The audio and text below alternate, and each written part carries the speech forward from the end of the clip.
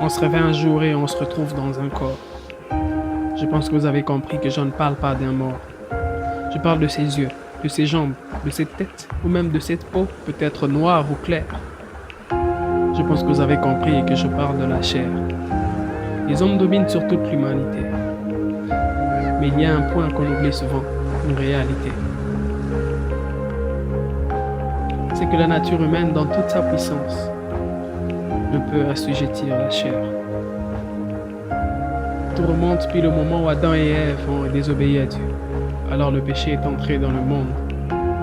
Car sa parole dit, Dieu a condamné le péché dans la chair. Cette nature est pleine d'immoralité, de vices et d'impureté. Une autre nature doit disparaître afin qu'elle revête l'immortalité et vivre pour l'éternité.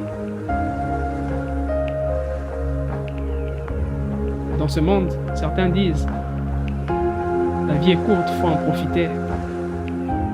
Je leur réponds « La vie est courte, faut pas la gâcher ». Si je te dis « Jette ton pain à l'eau avec le temps, tu le retrouveras »,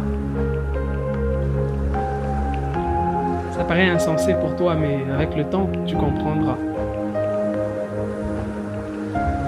Que vaut la vie à tes yeux? Un rêve?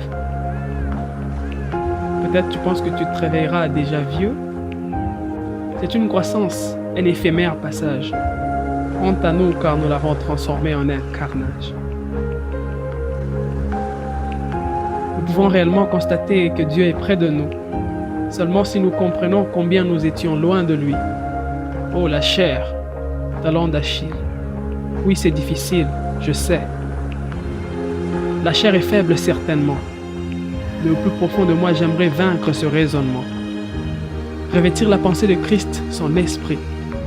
Car celui qui s'allie à lui devient avec lui un même esprit. Je sais, il est énorme le défi. Vaincre les désirs de la chair, souvent, attire sur nous des mépris. Mais vaut mieux être jugé par Dieu que par ce monde-ci. Le temps file, il va vite. C'est une variable que tu ne maîtrises. Maintenant, rejetant toute souillure, tout péché, comme le mensonge, la jalousie, la calomnie, l'envie, l'ivrognerie, l'impureté, la drogue, ou tous les péchés qui maintenant sont actuellement en vogue. Nous désirons revêtir le fruit de l'esprit, l'amour, la joie, la paix, la patience, la bonté, la bénignité, la fidélité, la douceur, la tempérance. Oui, voici le temps est enfin arrivé. Oui, le moment de se relever. Monde, tiens-toi debout bien ferme sur tes deux pieds. Abandonne-toi entre les mains du Très-Haut, mais ayant les regards fixés sur Jésus, lui qui est le chef et le consommateur de notre foi. Merci Seigneur. Amen.